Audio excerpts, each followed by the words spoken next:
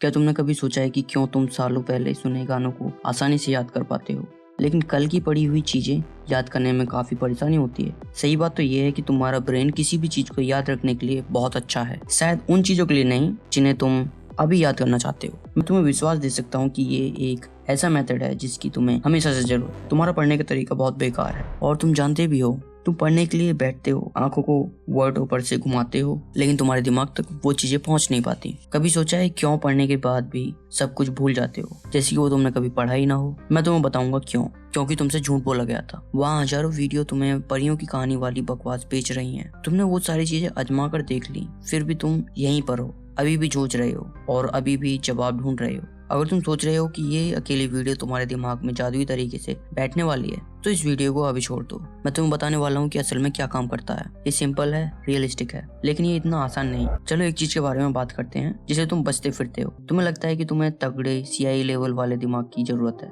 या कुछ next level memory technique की। बिल्कुल नहीं। तुम्हें जरूरत है तो असली डरपोक ना बनने की, और उस चीज को अपनाओ जो वाकई काम करती हो।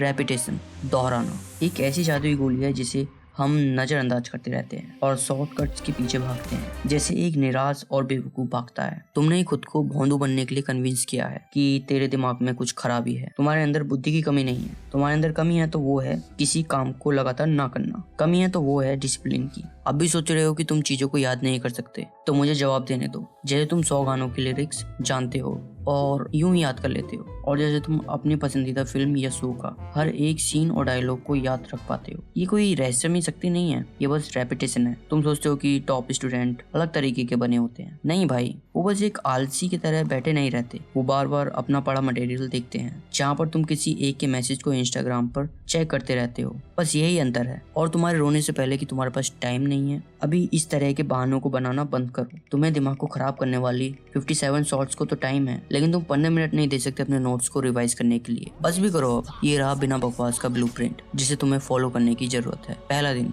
डे 1, दिमाग को झटका देने वाला इलाज। किसी भी चीज को 4 से 6 बार पढ़ें, बिना रुके, बिना ब्रेक लिए, बिना बहानों के। इसे अपने दिमाग में अच्छी तरह से घुसा लो। तुम्हारे दिमाग को ये समझना होगा कि तू बस यूं ही नहीं पढ़ रहा है, तू भूलने की बीमारी के खिलाफ जंग का ऐलान कर रहा है। उसके बाद एक छोटा सा ब्रेक लो और फिर दोबारा पढ़ें 100% फोकस के साथ। इस बार सिर्फ पढ़ें ही ना, बल्कि छोटे छोटे टुकड़े लें और उसे इस तरह से एनालाइज करें जैसे कि तुम्हारी लाइफ इस पर डिपेंड करती हो। बड़े सवाल पूछो, इसका क्या मतलब है, ये क्यों जरूरी है, ये कैसे दूसरी चीजों से जुड़ा है। अब यहाँ पर एक चीट कोड है जिसे ज्यादातर लोग आलस की वजह से यूज नहीं कर पाते। AI, एक पेज की पिक्चर लो, ChatGPT पर अपलोड कर दो या जो भी AI तुम यूज करते हो, और AI को उस चीज को सिंपल तरीके से समझाने के लिए बताओ जिसे 5 साल का बच्चा भी आसानी से समझ सके। भूल जाओ उन सभी आउटडेटेड माइंड मैप्स को। ये तरीका काफी ज्यादा तगड़ा है। फिर AI से पूछो हर एक पॉसिबल क्वेश्चन कुछ टेक्स्ट से जनरेट करने के लिए। जब तुम उन्हें समझ जाओ तो उन्हें तुम अपने शब्दों में लिखो। ये तरीका इम्पोर्टेंट है। दूसरा दिन, डे 2, अपने दिमाग में बसाना। अपने नोट को 2 से 3 बार कम से कम पढ़ो। अगर फिर भी परेशानी हो तो और ज्यादा रिपीट करो। तुम्हारा गोल उस इन्फॉर्मेशन को अपने दिमाग में ऐसे जाना पहचाना बनाना है जैसे तुम्हारा नाम तुम्हारे लिए होता है। तीसरा दिन, डे 3, तुम स्किप कर सकते हो लेकिन ढील न दे। अगर तुम कॉन्फिडेंट महसूस कर रहे हो तो तुम इस दिन स्किप कर सकते हो। अगर ऐसा नहीं है तो एक और हल्का रिवीजन करें। डे 4, गहराई में जाकर चीजों को दोबारा देखें और समय के साथ एनालाइज करें। इसे दोबारा पढ़ें, एक बार सुबह, एक बार बिस्तर में जाने से पहले। लेकिन इस बार बस पढ़ना नहीं है, सवाल भी पूछने हैं और आइडियाज से जोड़ना है और टुकड़ों में तोड़कर समझें। ये वो स्टेज है जहाँ पर तुम्हें महसूस होगा कि कोई चीज अब शॉर्ट टर्म मेमोरी के अंदर नहीं है बल्कि दिमाग की गहराई में बस रही है। 5वां दिन, डे 5, जल्दी से रिवाइज करें और अपनी ऑडियो को भी सुने। 1 से 2 बार मटेरियल देखें। अगर पॉसिबल हो तो टेक्स्ट टू स्पीच ऐप को यूज करें अपने नोट्स को ऑडियो में बदलने के लिए। अब अपने समय को बेवजह वेस्ट करने की बजाय इस ऑडियो को सुने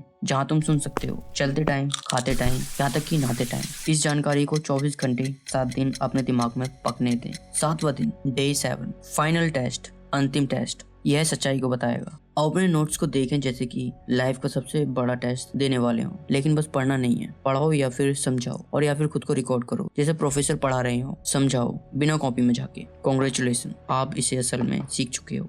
अब इस प्रोसेस को 2 से 3 बार हफ्ते में दोहराओ। बस 1 महीने के लिए अगर तुम इसे रिलीजन की तरह फॉलो करते हो, तुम चौंक जाओगे कि तुम्हें कितना याद है, और ज्यादा भूलने वाली बातें नहीं। मुझे पता है कि तुमने कुछ टेक्निक्स के बारे में एक्सपेक्ट किया था। क्या मुझे तुम्हारे टाइम को बर्बाद करना चाहिए मेंटल हैक्स को बताने में, जब 80 से 90% रिजल्ट रेपिटेशन करने से निकलते हैं। अगर तुम किसी खतरनाक मेमोराइजेशन कंपटीशन की तैयारी कर रहे हो तो बात अलग है, लेकिन सच तो ये है आप में से ज्यादातर लोग नहीं कर रहे हो। मैंने तुम्हें बेफजूल की ट्रिक बताने में परेशान नहीं किया, जैसे स्टिकी नोट्स बनाना, अपने टेक्स्ट को हाईलाइट करना, क्योंकि ऑनेस्टली ये बस एक डेकोरेशन है। तुम एनालाइज करके भी ऐसा कर सकते हो, लेकिन अंत में रेपिटेशन और कंसिस्टेंसी को कुछ भी बीट नहीं कर सकता। और असल चीज को ना भूलें, कमिटमेंट। तुम चाहे हजारों वीडियोस इस टॉपिक पर क्यों ना देख लो, लेकिन अगर तुम कंसिस्टेंसी और जानबूझकर कोशिश नहीं कर रहे हो तो भगवान भी तुम्हारी मदद नहीं कर सकता। मैं आशा करता हूँ कि इस वीडियो ने असल में तुम्हारी मदद की होगी। अगर तुम चाहते हो तो सब्सक्राइब कर सकते हो और शायद हम दोबारा मिलें। Stay sharp.